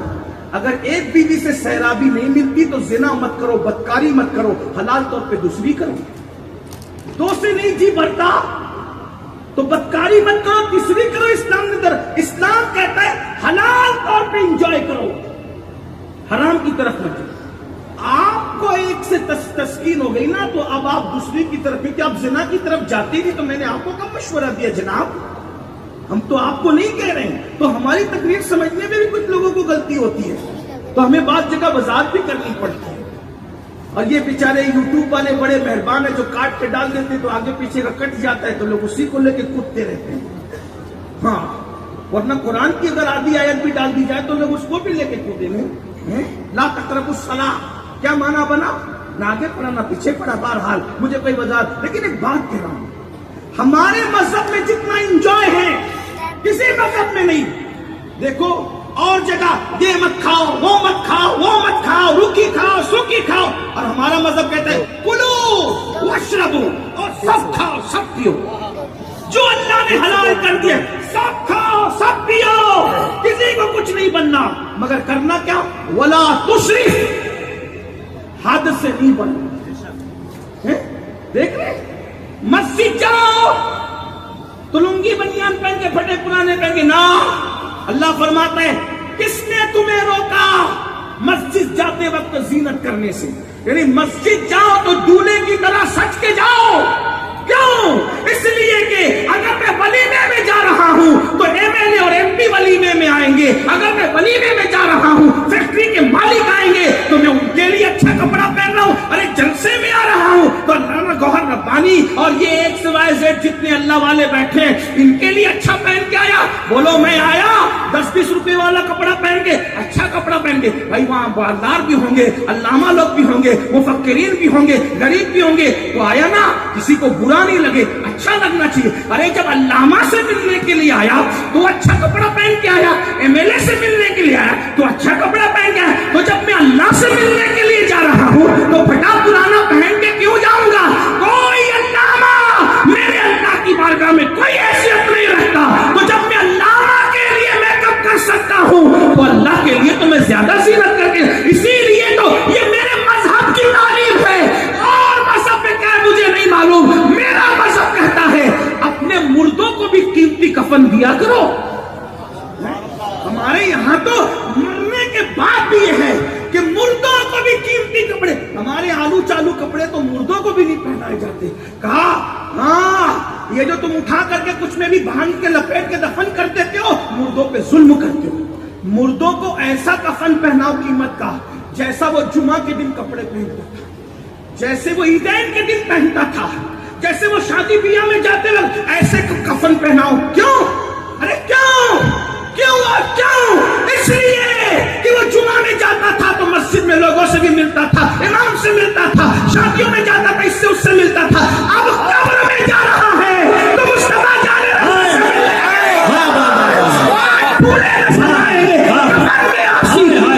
شب ہے کس گل سے ملاقات کی رات، قبر میں لہرائیں گے جس میں نور کے جلوہ فرما ہوگی طلعت رسول اللہ کی، اتنا یقین ہے کہ قبر میں محبوب ضرور ملیں گے، ضرور ملیں گے، اس لیے میں کہتا ہوں کہ مدینے جانے سے زیادہ خوشی سنیوں کو مر جانے میں ہوتی ہے، مدینے جاؤ تو گنبد نظر آتا ہے، مر جاؤ تو گنبد والا نظر آتا ہے۔ نعرہ تکبیر، نعرہ رسالت، مسلک اعلی حضرت۔ انجوائے کرو، سیر کو جاؤ، شراب پینے نہیں جانا، زنا کرنے نہیں جانا، لڑکیوں کو ہمارے نبی جب سیر کو جاتے ہیں ہم نہیں جا سکتے ہیں؟ سبحان الذی اسرا بعبدہ لیلا من المسجد الحرام الى المسجد، نبی گئے نا، قرآن واضح کہتا ہے سیروا فی الارض، زمین کی سیر کرو، عبرت حاصل کرو۔ تو بات دور نکل گئی، میں قیاس کر رہا تھا جلدی، اب بات اینڈ کی طرف جا رہی ہے، اس کی طرف لے جانا بھی ہوگا کہ میرے عزیز، میرے بھائی، اللہ کے بندو، جب اللہ تبارک و تعالیٰ نے تمہیں مسلمان پیدا کیا، مومن پیدا کیا، تو تمہیں چاہیے تم اللہ رسول کی وفاداری کرو۔ ایک ایک آدمی بہت بڑا ایجوکیٹ تھا، گریجویٹ تھا، اور آج ان پڑھ، جاہل، نہ نماز آ رہی ہے، نہ تلاوت آ رہی ہے، نہ قرآن، باپ کا جنازہ نہیں پڑھ سکتے، کیا آئے گا ہمیں؟ کیا کر سکتے ہیں؟ کس قابل ہیں ہم؟ مسجد نہیں جا رہے، دین پتہ ہی نہیں ہے، مذہب پتہ نہیں ہے، مستب پتہ نہیں ہے۔ بس میں بات سمیٹتے ہوئے اتنا کہہ دوں، میرے بھائی، مسلمان وہ تھا جس کی عظمت کے ڈنکے 4 عالم میں بج رہے، 4 دانگ عالم میں بج رہے تھے، اور آج سب سے زیادہ مسلمانوں کو تانا دیا جاتا ہے۔ کیوں؟ کیونکہ ہم اپنے دین سے دور ہوئے، ہم اپنے مذہب سے دور ہوئے۔ بچ جاتے جاتے آخر میں اتنا کہہ دوں، اللہ رسول کے جو وفادار ہوتے ہیں ان کے دلوں کے اندر محبوب بستا ہے، ان کے دلوں میں حبیب بستا ہے، وہ اللہ کے لیے وقت نکالتے ہیں۔ آخری بات کے طور پہ، جب محبوب بستا ہے تبدیلی کیسے آتی ہے؟ कैसे तब्दीली आती, जिंदगी कैसे दिल में हुजूर आ गए। इसकी सबसे बड़ी निशानी ये है, इसकी सबसे बड़ी कि हमने गुनाह छोड़ दिया, हमारी नजर मकसद पर आ गई। कैसे? जैसे मोबाइल का मकसद बात करना, सब जुड़ गए उसमें, वो यूट्यूब, फेसबुक, उसको सब। अब हम यूट्यूब देख रहे हैं, बोलो यूट्यूब देख रहे हैं, उसमें मसरूफ हैं, लेकिन जब किसी का कॉल आएगा तो वो कॉल वाले को ये बोलेगा कि अभी वो यूट्यूब देख रहा है, अभी बात नहीं हो सकती, बोलेगा? है? फेसबुक देख रहे हैं तो वो बोलेगा कि अभी फेसबुक पे हजरत है, अभी बात नहीं हो। यूट्यूब हो, फेसबुक हो, व्हाट्सएप हो, आप किधर भी लगे हुए हो, कॉल आएगा तो वो सबको कट करेगा, कॉल को आगे करेगा, क्योंकि मोबाइल बता रहा है। मेरी तरक्की का राज ये है कि मैं वलियों की भी जेब में जो आया हूं ना, तो मेरी नजर मेरे मकसद पर है। यूट्यूब बाद में है, फेसबुक बाद में है, व्हाट्सएप बाद में है, मैं बना हूं बात कराने के लिए। तो जब कॉल आता है तो मैं सबको कट कर देता हूं और अपने मकसद को सामने रखता हूं। तो देख रहे हैं, और लेकिन ये है, अगर यूट्यूब देख रहे हैं तो कॉल कट उसको कर देगा, लेकिन अगर कॉल आ रहा है तो यूट्यूब उसको कट करने की ताकत नहीं रखता, फेसबुक उसको कट करने की ताकत। तो मोबाइल से इतना मोबाइल से प्यार है, मैं तो कहता हूं कुछ लोग यहाँ ऐसे भी हैं जो अपनी बीवी से ज्यादा मोबाइल से प्यार करते हैं। तो कम से कम इतना तो सीख लो मोबाइल से कि वो उसकी तरक्की का राज वो मेरी जेब में, इनकी जेब में, तुम सबकी जेब में, क्योंकि वो अपने मकसद पे नजर रखा है। अरे एक आला छोटा सा, इतना सा, चंद उंगलियों जितना आला अपने मकसद पे नजर रखे तो वो प्राइम मिनिस्टर से लेकर के चप्पल सीने वाले तक सबकी जेब में चला जाए। तुम अपने मकसद पे नजर कब रखोगे? तुम्हारा तो मकसद ये था कि तुम अल्लाह रसूल की वफादारी करो। आखिरी जुमला समेटते हुए कहूं, वफादारी उसी वक्त होगी जब दिल में हुजूर आ जाए, दिल में अल्लाह का खौफ आ जाए, अल्लाह की खशियत आ जाए, और जब दिल में हुजूर आ जाए बस सब खत्म। उनके आने की निशानी है कि आदमी को कुछ अच्छा नहीं लगता। किसी ने कहा था, दो आलम से करती है बेगाना दिल को, अजब चीज है लज्जत आशना। एक बात ये कहूं, जब हुजूर दिल में आते हैं ना, तो आदमी किसी से दुश्मनी करने के लिए भी वक्त नहीं निकाल पाता। एक मर्तबा किसी ने राबिया बसरी से पूछा, राबिया तू अल्लाह की इतनी इबादत करती है, शैतान तो तुझे बड़ा परेशान करता हूं। तो हंस के कहती है, यार की यारी से फुर्सत नहीं मिलती, दुश्मन के लिए टाइम कहां से लाऊं? मेरे पास तो टाइम ही नहीं, प्यार करते करते टाइम मेरा खत्म हो जाता है। मेरे भाई, हुजूर जब दिल में आते हैं तो किसी की गुंजाइश नहीं रह जाती। तो आइए वो आखिरी बात के तौर पे जो कह रहा था उसको सुन लो दिल के कानों से। एक जवान था मक्के में एक जवान था, उसका नाम था फुजाला नाम का जवान। बड़ा जो है वो तबीयत के एतबार से जो है वो चंचल तबीयत। कुछ लोग होते हैं ना हंसमुख, चंचल, सबके मुंह लगना, सबको मुंह लगाना, सबको हंसना, सबको अच्छे लोग होते हैं। ये मुंह लटका के बैठने वाला तकवा अभी 50 साल की बिदअत है, वरना इस्लाम तो मुस्कुराने का मज़हब है। जिसकी तस्कीन से रोते हुए हंस पड़े, उस तबस्सुम की आदत पे लाखों से। सबसे ज्यादा जिसने दुनिया में मुस्कुराया है वो मेरा नबी है। मेरे नबी से ज्यादा कोई नहीं मुस्कुरा। अरे हत्ता कि यह कि सब रोते हुए आते हैं, रोते हुए जाते हैं। मेरा महबूब तो वो है कि जो आया भी तो बगैर रोते हुए आया, और गए भी तो उम्मती उम्मती कहते हुए ज़ाहिर में दुनिया तशरीफ ले। हाँ, तो बहरहाल तो याद रखिए, तकवा हाँ हुआ, तकवा यहाँ है। तकवा कपड़े में नहीं, तकवा टोपी में नहीं, लंबे कुर्ते छोटे कुर्ते में तकवा नहीं, ऊंचे पैजामे नीचे पैजामे में सिर्फ तकवा नहीं, छोटी बड़ी दाढ़ी, ये जो आपने सब हुजूर तकवा हाँ होना। सुन्नत के मुताबिक एक मुश्त दाढ़ी रहनी चाहिए, और उससे बड़ी कर ली, बुजुर्गों का तरीका उतनी रखी, कोई बात नहीं। लेकिन तकवा यहाँ दिल में है। मेरे भाई दाढ़ी कितनी भी बढ़ गई, मैं दाढ़ी का मजाक नहीं उड़ा रहा हूं, लेकिन अगर नरम नरम गद्दों पे लेट करके ज़िना की फिल्म देख रहा है तो फिर बताइए तकवा किधर है? मजमे में आकर के आंखें बंद करके नीचे बैठ रहा है, और उसके बाद घर जाकर के गंदी फिल्में देख रहा है, गाने सुन रहा है, ये किधर है? एक शख्स रसूलुल्लाह के दरबार में आया और हाथ बांध के गर्दन झुका के खड़ा रहा। फारूक आजम ने देखा, उसकी गर्दन में मुक्का मारा, और मुक्का मार के कहा, रियाकार, तकवा गर्दन में नहीं है, तकवा दिल में है। गर्दन झुकाने से ज्यादा यहाँ दिल झुका, दिल। हाँ, मेरे इमाम ने उसको कहा, शौक दिल, ये सजदा गर उनको रवा नहीं, अच्छा वो सजदा कीजिए कि सर को खबर ना। फुजाला मक्के का जवान है, سب سے دل لگی کرتا رہتا ہے. سب سے دل لگی کرنے والے کا دل کسی لڑکی سے لگ گیا. ایک خوبصورت لڑکی تھی بہت مکے میں. یہ شروع سے چلا رہا ہے. جہاں انسان حسن دیکھتا ہے نا وہاں لٹتا ہے. تو اللہ یہ جانتا ہے نا کہ میں نے دل دیا تو ادھر ادھر لٹے گا. تو اللہ نے ہم پہ کرم کیا. جب دل دیا تو آمینہ کے لال جیسا محبوب بھی اللہ کر دیا.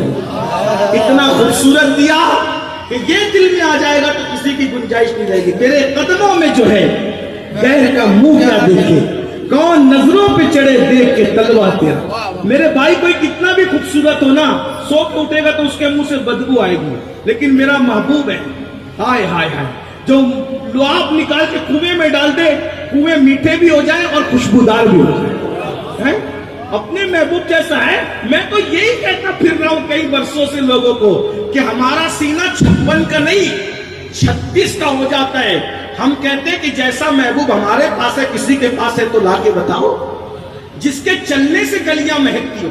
صحابہ کہتے ہیں ہم جب نبی کو ڈھونڈنے نکلتے تھے تو پتہ نہیں پوچھتے تھے, جدھر سے تازہ خوشبو آتی تھی ادھر ہی چلے جاتے تھے, اپنے نبی کو پا لیا کرتے تھے. تو بریلی کا کلندر کہتا ہے کیا مہکتے ہیں مہکنے والے, منہ پہ چلتے ہیں بٹکنے والے, جگمگا اٹھی میری گور کی خاک تیرے قربان چمکنے والے, اور حسن تیرا سا نہ دیکھا نہ سنا کہتے ہیں اگلے زمانے. اس سے خوبصورت کون ہے؟ بہرحال فضالہ ایک لڑکی بہت خوبصورت تھی مکے میں, اس سے دل اٹک گیا. اب فضالہ کا معمول بن گیا, دن میں 2 بار اس لڑکی سے ملنے جاتے. اس کا گھر حرم کے راستے میں پڑتا تھا. دھیان سے سننا, بات پوری ہو رہی ہے. اس کا گھر حرم کے راستے میں پڑتا تھا. اس زمانے میں غیر مسلم بھی کعبے کا طواف کرتے تھے, وہ بھی کعبے کو وہ جو مشرکین مکہ ہے وہ اللہ کو مانتے تھے, اللہ کے منکر نہیں تھے وہ, لیکن اللہ کے ساتھ اور بھی الگم ڈلگم پڑا اللہ کو بھی وہ خدا مانتے تھے, اس لیے وہ مشرک ہے.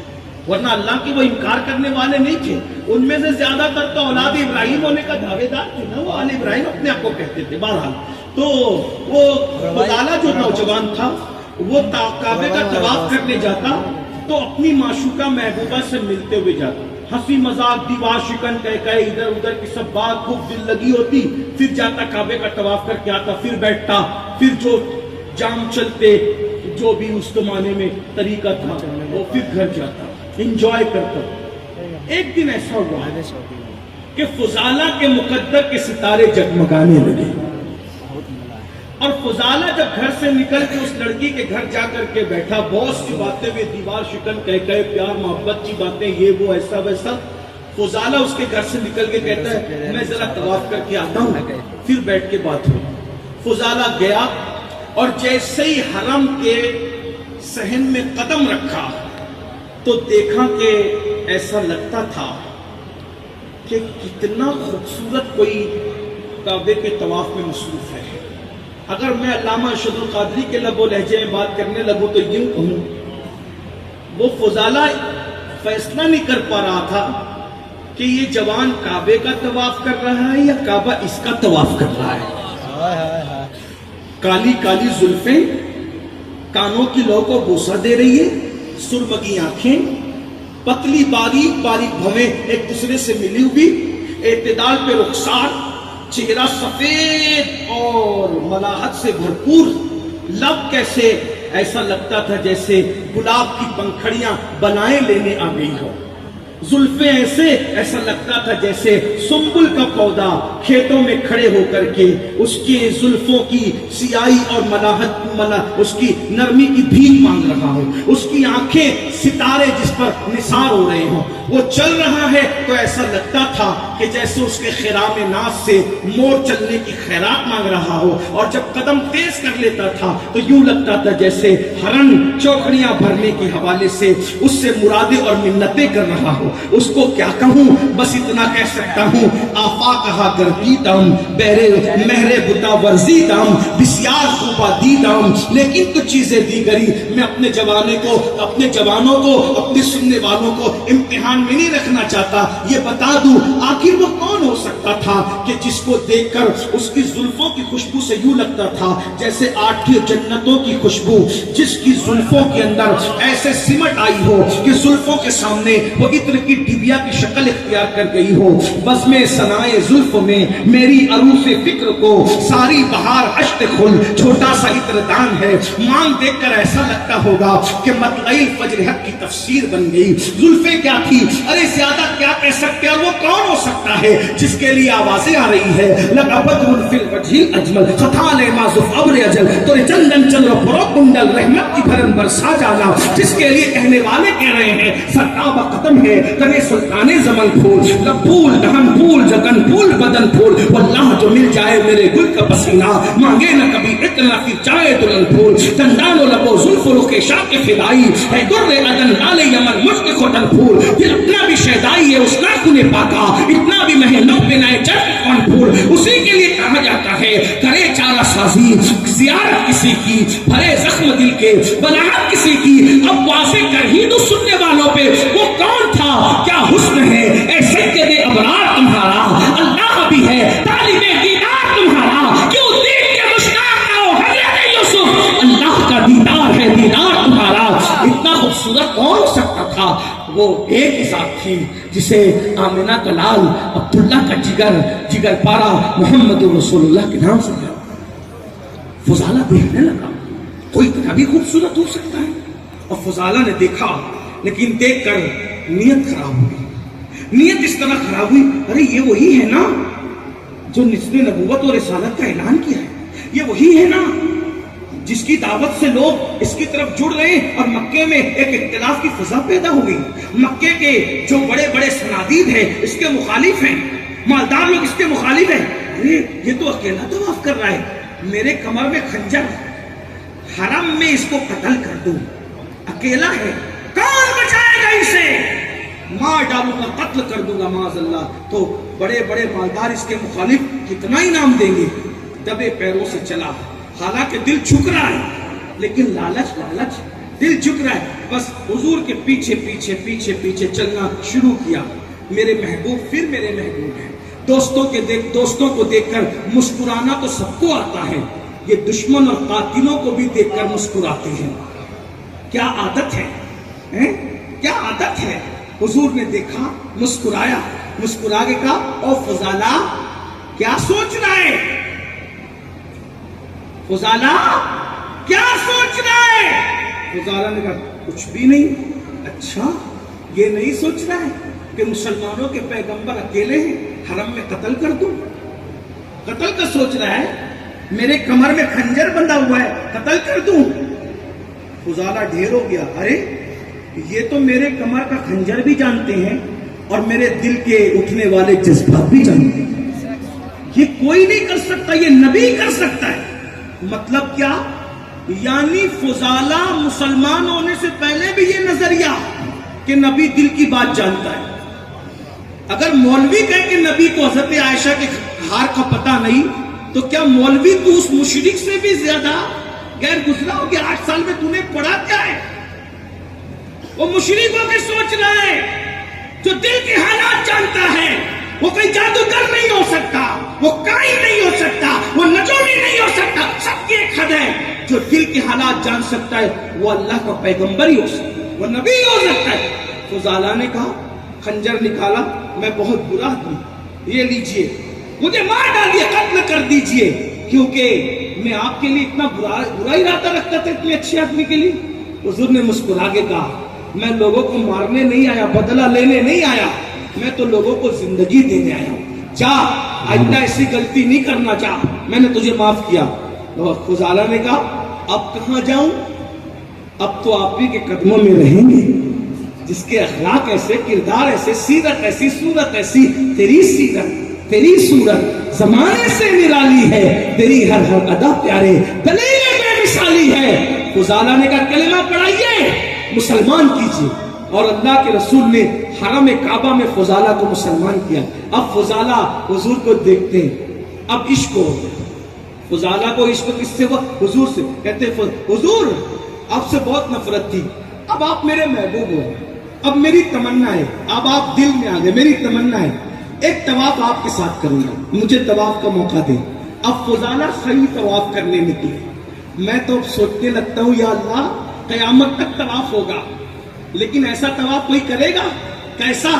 کعبہ، کعبے کا کعبہ اور فضالہ، یعنی دو قبلوں کا ایک ساتھ طواف ہو رہا ہے، دو قبلوں کا ایک ساتھ طواف ہو رہا ہے۔ اور فضالہ طواف کر کے اچھا حضور اب میں چلوں گھر جاتا ہوں۔ اب فضالہ حرم سے نکلے گھر کے لیے، کس سے وعدہ تھا؟ کس سے؟ جس سے افیئر چل رہا تھا، محبت کا معاملہ تھا، وعدہ تھا طواف کر کے آتا ہوں، روز آتے تھے، اب بھی آتا ہوں۔ وہ لڑکی روٹے پہ کھڑے ہو کر اپنے آنگن میں کھڑے ہو کے انتظار کر رہی تھی، فضالہ آئے گا، پھر جام چلیں گے، پھر دیوار شکنج کہے لگیں گے۔ فضالہ اب اس کے گھر کے سامنے آئے۔ اب فضالہ نہیں، اب فضالہ صحابی رسول، فضالہ مشرک نہیں، اب فضالہ رضی اللہ، اب فضالہ منچنا نہیں، اب فضالہ خدا کا محبوب بندہ، فضالہ خدا کا مقبول۔ چند منٹ کی دیری نے زیر و زبر کر دیا دل کی دنیا کو۔ فضالہ اس لڑکی کے گھر کے پاس آئے، نظریں جھکی ہے، دھیرے دھیرے آگے بڑھ رہے دامن بچا کے۔ لڑکی نے سوچا نظر جھکا کے، یہ نظر جھکا کے چلنے والا آدمی نہیں۔ فضالہ، او فضالہ، فضالہ ادھر دیکھو فضالہ۔ فضالہ نے نظریں جھکا کے کہا اب میں تیرے کام کا نہیں رہا۔ نظریں جھکا کے کہا اب میں تیرے کام کا نہیں رہا، اب کسی کے لیے دل میں جگہ نہیں ہے۔ کیوں فضالہ؟ زیادہ باتیں ہو گئی، دل لگی میں کوئی توہین گستاخی کر دی، دل ٹوٹ گیا؟ اب کچھ نہیں ہوا۔ جب تک صحیح محبوب نہ ملا تھا، دل میں نہ آیا تھا، سب سے دل لگ رہا تھا۔ اب سچا محبوب دل میں آ گیا، ایک دل میں جب محبوب آ گیا ہے، اب کسی کے لیے کوئی جگہ نہیں ہے۔ اے سب کو میرا سلام، تجھے دیکھنے کے بعد اب مجھے کوئی نہیں چاہیے، اب مجھے کوئی نہیں چاہیے، اب میں کسی کے کام کا نہیں رہا۔ آمینہ کے لال سے محبت ہو گئی، اب میرے لیے کوئی کچھ نہیں ہے، اب اور نہیں کام جگر، ہم کو کسی سے کافی ہے بس ایک نسبت سلطان مدینہ۔ آپ سے پوچھتا ہوں، چند منٹ میں جو عاشق رسول بنا، اس کی زندگی میں اتنا بڑا انقلاب آیا کہ ایک سیکنڈ میں اس نے سب چھوڑ دیا۔ اور تم تو 35 سال کے عاشق رسول ہو، 40 سال کے عاشق رسول ہو، 50 سال کے عاشق رسول ہو۔ جب تمہارے دل میں 50 سال سے نبی رہتے ہیں تو پھر گناہ کی محبت کی؟ چند منٹ میں نبی آئے، دل سے سب نکل گیا، اور ہمارے دل میں اتنے سال سے حضور رہتے ہیں، اور ابھی بھی ہم بیوی کو ماں بہن کی گالی دے رہے ہیں۔ غریب نواز فرماتے ہیں جو کسی کو مومن کو گالی دے گا موت کے وقت، تو مجھے ڈر ہے کہ اس کی زبان پہ کلمہ طیبہ نہیں ہے۔ اللہ کے رسول فرماتے ہیں پسو کھٹمل، حتیٰ کہ شیطان کو بھی گالی مت دو۔ مومن کو چاہیے کہ وہ شیطان کو بھی گالی نہ دے۔ جس مذہب میں شیطان کو گالی دینے سے منع کیا، اپنی شریک حیات کو ماں بہن کی گالی دینا، اور جو مذہب میں گالی دینا منع ہے، اس مذہب میں سالن میں نمک زیادہ ہونے پہ طلاق دینے کی اجازت کیسی، مار پیٹنے کی اجازت کیسی؟ کل ملا کے یہ ہے، ہم اپنی نوکری کے وفادار تو ہیں، ہم اپنے نفس کے وفادار تو ہیں، شاید ہم اپنے رب کے وفادار نہیں، اسی لیے دنیا میں انگلیوں پہ نچا رہی ہے۔ دعا کر کے جاتا ہوں اللہ مجھے آپ سب کو اللہ رسول کا سچا وفادار کر دے، ہماری زندگی بدل دے۔ اقبال نے جو رونا رویا تھا وہی رو کر کے میں بھی جاتا ہوں کہ متاع دین و دانش لٹ گئی اللہ والوں، متاع دین و دانش لٹ گئی اللہ والوں کی، یہ کس کافر ادا کا غمزہ خوریز ساقی، مگر ہم مایوس نہیں ہیں۔ پھر وہ اقبال کہتا ہے نہیں مایوس اقبال اپنی کشت ویرا سے، ذرا نم ہو تو یہ مٹی بڑی زرخیز ساقی۔ مجھے یقین ہے تم ضرور توبہ کرو گے اپنے نبی کو منانے کے لیے، اپنے خدا کو منانے کے لیے۔ آج کسی فقیر نے احساس دلایا تم بدلو گے، بولو بدلو گے نا انشاءاللہ؟ بدلیں گے کہ نہیں بدلیں گے انشاءاللہ؟ خدا تجھے کسی طوفان سے آشنا کر دے کہ تیری بحر کی موجوں میں اضطراب نہیں۔ کتنے جوان ہیں جو اپنے خدا اور اپنے نبی کی وفاداری کو ثابت کرنے کے لیے اور اپنے نبی کو راضی کرنے کے لیے اور اپنے آقا کی آنکھوں کو ٹھنڈک پہنچانے کے لیے آج صرف اپنے اللہ کی خوشی کے لیے یہ وعدہ کرتے کہ میں 5 وقت کی نماز صحیح العقیدہ امام کی اقتداء میں ادا کروں گا۔ کتنے جوان ذرا اللہ کو گواہ، فرشتوں کو گواہ بنانے کے لیے ہاتھ اٹھا کر کے بتائیں۔ ان سادات کو، علماء کو ذرا ہم بھی تو دیکھیں۔ تماشائے اہل کرم ہم بھی دیکھیں. اٹھا کے رکھیں ذرا یہ سب سادات علماء تھے ماشاءاللہ. یہ لوگ پڑھتے ہی ہیں لیکن پھر بھی انہوں نے اٹھایا ہے تاکہ فرشتوں کو گواہ بنائے. بولو بھائی پڑھو گے نماز نہیں؟ مسجد آباد ہوگی انشاءاللہ. لیکن اٹھا کے رکھ, ہاتھ کھڑا کر رکھو. اکیلے نہیں پڑھنا. جب ہم نماز کو جائیں تو بیوی سے کہنا کہ تم بھی نماز پڑھو, بچوں سے کہنا تم بھی نماز پڑھو. بس ایک کام کر لو, نیچے کرو. اگر ہم سچے نمازی بن گئے, اسلامی معاشرہ کی کسی تقریر کی آپ کو ضرورت نہیں. نماز خود اپنے پڑھنے والے کو نیک بنا دیتی ہے. ان الصلاۃ تنہا عن الفحشاء والمنکر. اور 2 جملے, تقریر ختم ہو گئی. 2 جملے, ایسے لوگوں کی صحبت سے بچو جو اسلام کے خلاف بات کرتے ہیں, جو کہتے ہیں نماز کیا فرض ہے, نماز کی ضرورت نہیں, دل کی نماز پڑھو, سوچ کی نماز پڑھو, فکر کی نماز پڑھو. جو لوگ پہنچے نہیں ہیں نا مولوی ملا لوگ, یہ نماز پڑھتے ہیں. ہم تو ولی طریقت والے ہو گئے, ہمیں نماز کی کیا ضرورت ہے. ایک بات بتاؤں, جو اللہ تک جتنا پہنچے گا وہ اتنا زیادہ نمازیں پڑھے گا. دنیا میں اللہ کے نزدیک سب سے زیادہ انسان کون سے آپ کی نظر میں, اس کا ایک کا نام لے کے بتاؤ. اللہ کا سب سے بڑا قریبی محبوب سب سے بڑا کون ہے وہ بتاؤ. مجمع والے, اسٹیج والے نہیں, کون ہے بتاؤ. بولو بھائی کون ہے, مل کے بول دو, سب مل کے بول دو. محمد ہمارے, محمد ہمارے. سے بڑا کون ہوگا. اللہ نے کہا تجھے پیدا کرنا نہ ہوتا تو میں کائنات پیدا نہ کرتا. اللہ نے کہا محبوب اگر تجھے پیدا کرنا نہ ہوتا میں اپنی ربوبیت کا اظہار نہ کرتا. وہ سب. اب ہمارے علماء سے پوچھو غوث پاک پر کتنے وقت کی نماز فرض؟ 5. کتنے وقت کی؟ 5. مل کے بولو. 5. کتنے وقت کی؟ 5. غریب نواز پر 5. علی مرتضیٰ سرکار پر 5. صدیق اکبر پر 5. فاروق اعظم پر 5. اویس قرنی پر 5. سب پر 5. صدیق سے لے کے امام مہدی تک کتنے وقت کی فرض؟ 5. یہ سب پہنچے ہوئے. اور جو سب سے بڑا پہنچا ہوا, جہاں جبریل بھی نہ جا سکے, جبریل تو جبریل کی سوچ بھی نہ جا سکے, سب پر 5 وقت کی فرض ہے. اور رسول اللہ پر وَمِنَ اللَّيْلِ فَتَهَجَّدْ بِهِ نَافِلَةً لَكَ عَسَىٰ أَن يَبْعَثَكَ رَبُّكَ مَقَامًا مَحْمُودًا. سب پہنچے ہوئے ہیں, وہ 5 پڑھیں گے. اور تو سب سے زیادہ پہنچا ہوا ہے تو محبوب پر 6 وقت کی نماز فرض کر دی گئی. اب بتائیے چور کدھر جائیں گے ایمان کے, لٹیرے کدھر جائیں گے. ہم پہنچے, حضور سے بڑے پہنچے ہوئے ہو. امام حسین نے آخری کام کیا کیا یہ بتاؤ. تو کیا امام حسین پہنچے ہوئے نہیں تھے؟ علی مرتضیٰ کی شہادت کہاں ہوئی ہے بتاؤ. مسجد میں ہوئی نا نماز کی جگہ, تو کیا وہ پہنچے ہوئے نہیں تھے؟ یہ جملہ کتنا خطرناک ہے کہ کہتے کہ ہم پہنچے ہوئے, ہمیں نماز کی ضرورت تھی. تو مولا علی پہنچے ہوئے نہیں تھے, صدیق اکبر پہنچے ہوئے نہیں تھے, فاروق اعظم پہنچے, صدیق اکبر, فاروق اعظم, عثمان غنی, مولا علی, سب لوگ اللہ آخری دم تک پڑھتے رہے. حضور علیہ السلام بھی خود جس دن وصال ہوا, حضور علیہ السلام نے اس دن کی آخری نماز بھی ظاہری طور پہ ادا فرمائی. تو میرے بھائیوں, ایسے لوگوں سے بچو جو تمہارے دین اور شریعت کے خلاف باتیں کرتے ہیں. یہ ایمان کے لیے زہر قاتل ہے. اللہ تعالیٰ ہم سب کو توفیق دے. تعلیم تم بھی حاصل کرو, اپنے بچوں کو بھی پڑھاؤ. مذہبی تعلیم, اب پوری تقریر یاد رہے نہ یاد رہے, ایک جملہ یاد رکھنا. مذہبی تعلیم اتنی سیکھ لو کہ اپنے باپ اور اپنی ماں کا جنازہ خود پڑھا سکو. مذہبی تعلیم اتنی سب سیکھ لو کہ اپنے ماں باپ کا جنازہ خود پڑھا سکو. اور دنیاوی تعلیم اتنی سیکھو سکھاؤ کہ ہر مسلمان کم سے کم گریجویٹ ہونا چاہیے. تعلیم کی طرف توجہ دو, مال تعلیم پہ خرچ کرو, تعلیم کو پرائرٹی دو.